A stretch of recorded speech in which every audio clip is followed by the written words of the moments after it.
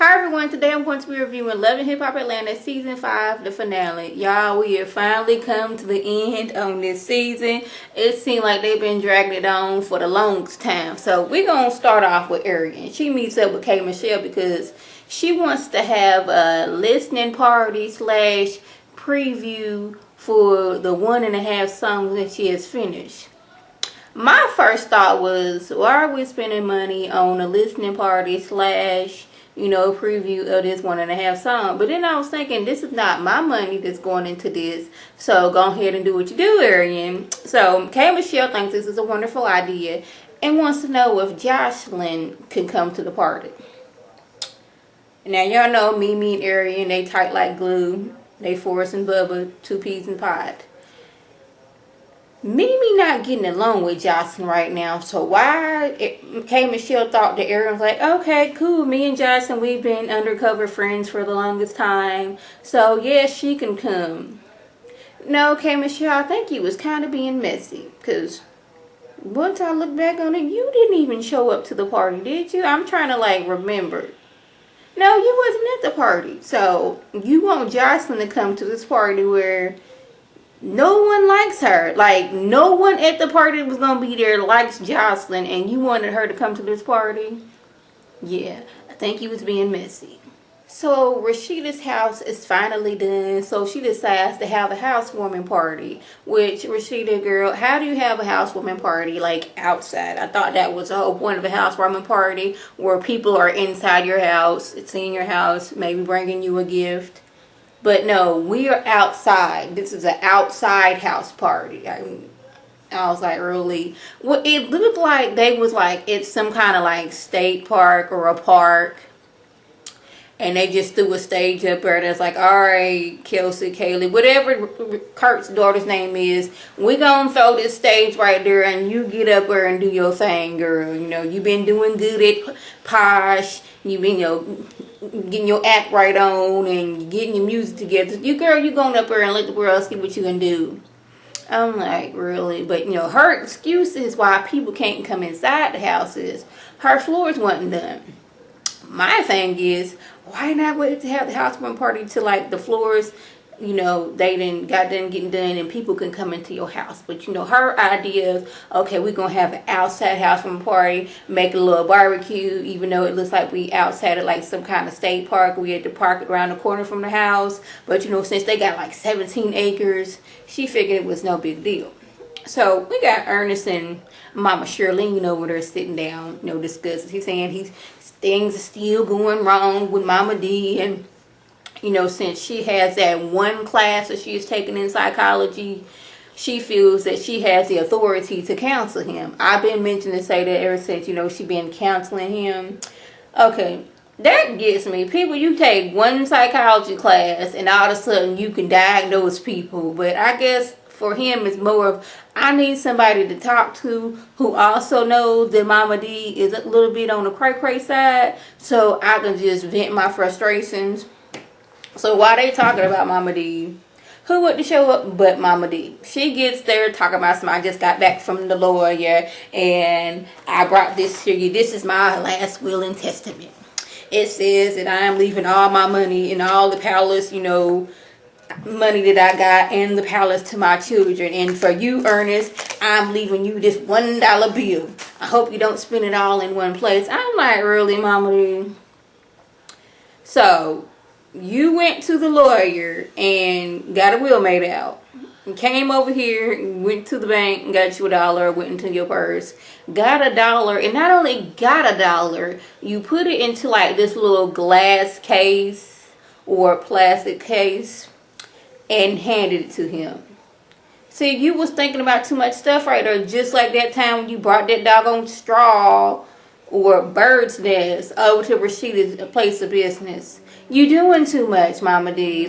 First season it was a little ha-ha, but now it's what is she gonna do next? Because I guess she thinks that's funny, but you did all that. Was you trying to embarrass your husband?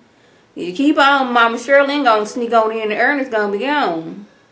So Stevie J and Joseline, they are so over each other, it's not even funny. She is there just unbothered by the fact that she didn't convince Mimi to put him on child support. Let him tell it. He's not even worried about being put on child support. He can take care of his child. But his thing is, what kind of wife would do that? But her thing is, I thought you said I wasn't your wife. But I don't know if he was saying it's like, a wife wouldn't do something like that. That's where I took it as. And she is just sitting there looking like, okay, what you gonna do about it? And he had this look of, I would choke the life out of you, but I'm not going to do that because I'm not trying to go back to jail.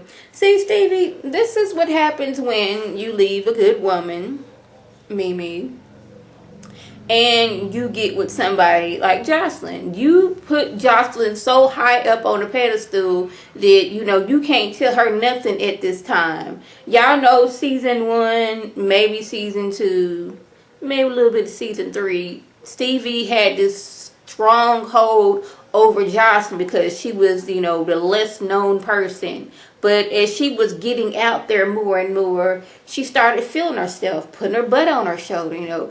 She was knowing that she was that girl, and she's getting to the point where I don't need you. I'm making money on my own. But he's like, I still get a percentage because he didn't put a clause in there that, hey, I can keep on getting money as long as I keep on signing this paper right here. So this is what happens, like people in general, this is what happens when you leave somebody because you got a new young thing and you leave that old thing. Just remember how you got that young thing, and now you done put this person up so high and all the fears is gone. And I think what changed in their relationship is when Stevie J stopped doing cocaine. Yeah, he still drinks. But when he stopped doing hard drugs and he was trying to get his life together, that's when their relationship, to me, seemed like it took a shift.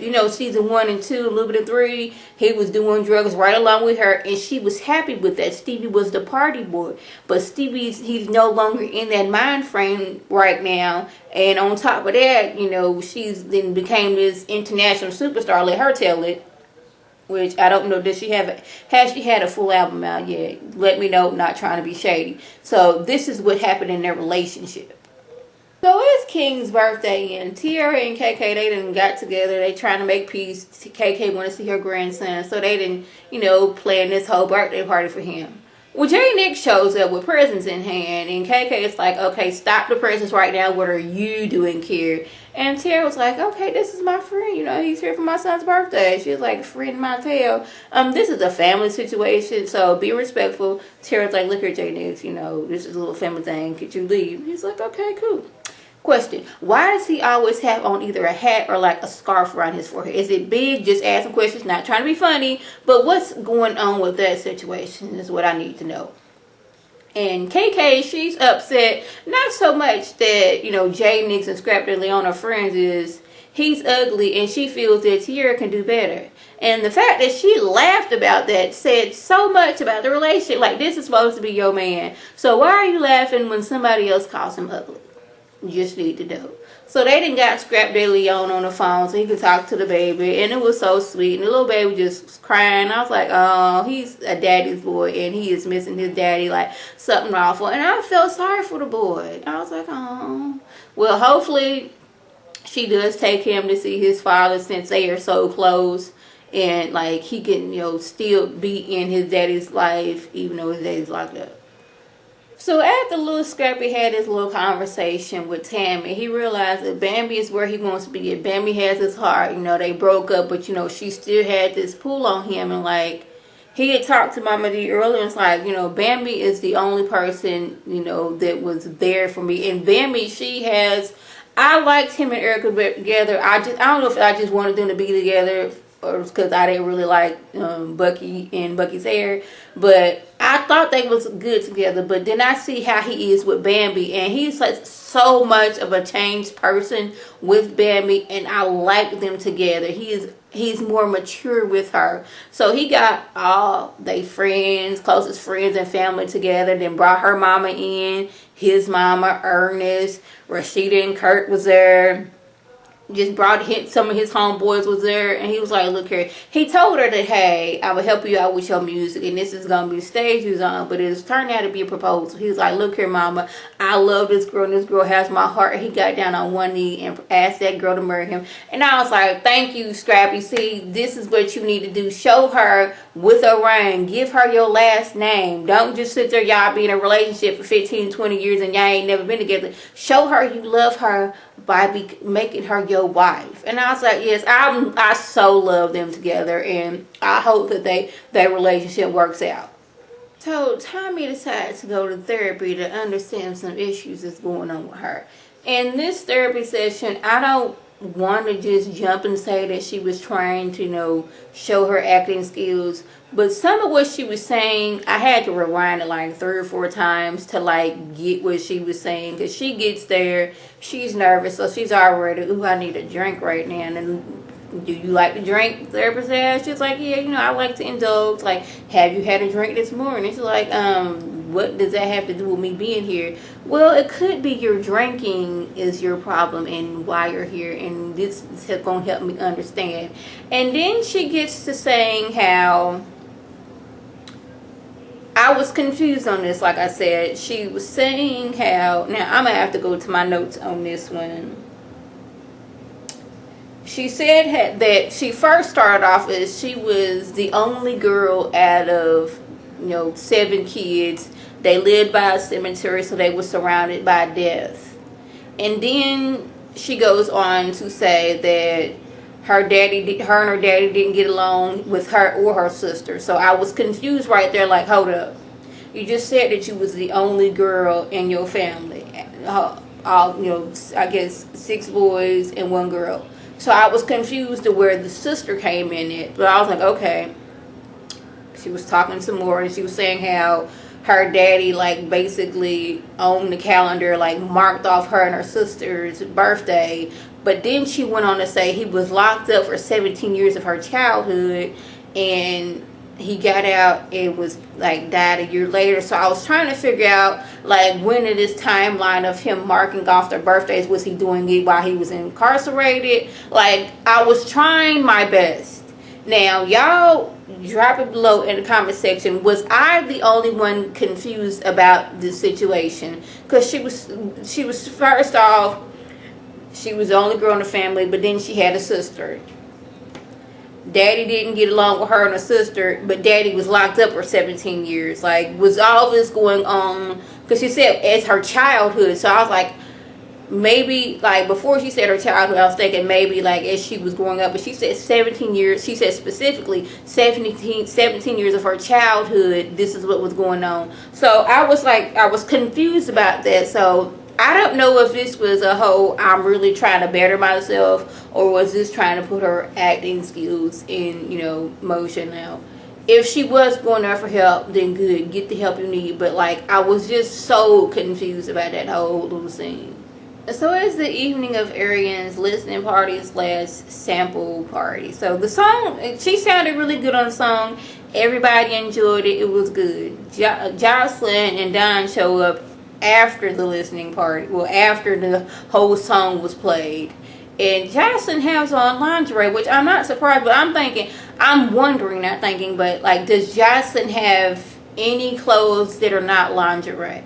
Like, we don't always have to be half naked on camera. I'm wondering if this is I'm doing this while I'm on camera. Any other time I got on clothes. Like, does she, like, own an actual outfit that is not lingerie or lingerie-esque? Don was looking kind of lingerie as well, but, like, we don't have to walk around in lingerie to look sexy, Jocelyn. Just letting you know that. So Ariane goes over there and welcomes over there with the rest of the girls. D. Smith and Betty Idol all jumped, like, they felt okay, something like they spidey sense was on, like, okay, girl, let's go over here. So it's like, we can already tell something's about to pop off, and I'll be damned, I'm not gonna be in the middle of it. So Jocelyn comes over with Don, and immediately her and Mimi get into it. It's that, oh, you just mad because I stole your man and I married him. Mimi is, okay, you still thinking you married him? Is it like what, you don't understand English still? That whole back and forth thing. And I'm like, y'all are ruining Arian's listening party slash, you know, album release party slash whatever it was. Y'all just ruining at that time. Jocelyn throws a drink at Mimi. Mimi's mad. But I'm like, why are you mad at Jocelyn? You shouldn't have listened. You were stupid in the first place for listening to Jocelyn anyway. Like, this girl is not your friend. So why would you think she was being truthful with you? You should have known. So why was she so wanting you to put Stevie J on child support?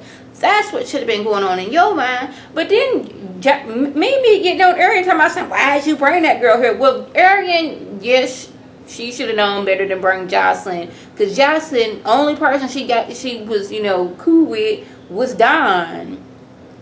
None of them other girls like her. So you should invite her. You was listening to K. Michelle. K. Michelle wasn't even there. And like, what's really going on with you? Like, oh my goodness, this whole little scene is you're mad at Jocelyn because of this, that, the third. Like, why are we listening to Jocelyn in the first place? You were stupid for that one. So yeah, that was basically the gist of the review. If I left anything out, by all means leave a comment or video response. And like always, I want to thank my subscribers and the people watching my videos. I want you to like this video, comment, and subscribe. And share this video with your friends on Facebook, Twitter, Instagram, and here on YouTube. This is Lady T signing off. Have a good one.